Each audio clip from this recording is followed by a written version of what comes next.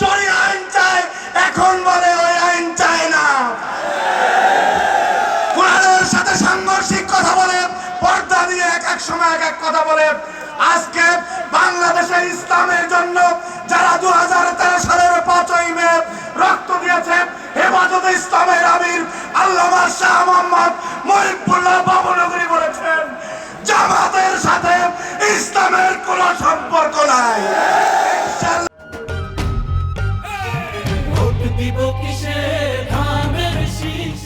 আল্লামা শাহ মোহাম্মদ মহিবুল্লাহ বাবুনগরী বলেছেন, জামাতের সাথে ইসলামের কোনো সম্পর্ক নাই।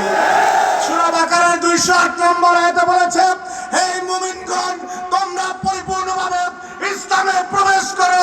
কিন্তু আমরা দেখেছি একটি ইসলামী দল যারা দাড়িপাল্লা নিয়ে নেমেছে, তারা ক্ষমতায় যাওয়ার জন্য আগে বলেছিল শরিয়া আইন চায়, এখন বলে ওই আইন চায় না। কোরআনের সাথে সাংঘর্ষিক কথা বলে, পর্দা দিয়ে এক এক সময় এক এক কথা বলে। আজকে বাংলাদেশে ইসলামের জন্য যারা 2013 সালের 5ই মে রক্ত দিয়েছে, হেফাজতে ইসলামের আমির আল্লামা শাহ মোহাম্মদ মহিবুল্লাহ বাবুনগরী বলেছেন, জামাতের সাথে ইসলামের কোনো সম্পর্ক নাই।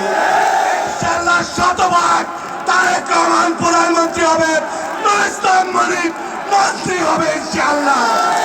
সুতরাং 12 তারিখে বিপুল ভোটের ব্যবধানে আমরা কোনো অনেকে টাকা নিয়ে যাবে, মা বোনদেরকে ভুল বোঝাবে, আপনারা বলবেন না, নুরুল ইসলাম মনি যদি হয় সে মন্ত্রী হবে এবং এই জনপদের উন্নয়ন হবে।